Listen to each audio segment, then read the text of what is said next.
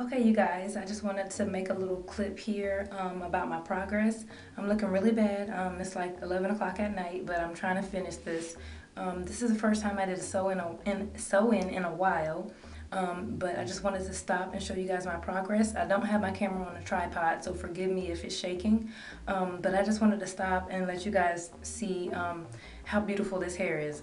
This hair is really nice. Now, please excuse how I look and my shirt. This is my hair doing shirt. I know all the girls have it.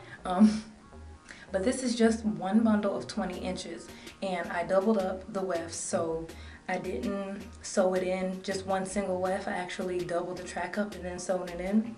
This is just one bundle of 20, and I'm like halfway done, so I just wanted you to see this.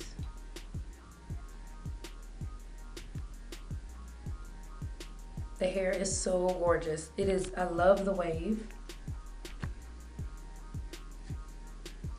And I'm 5'9", and this comes down all the way to almost my waist.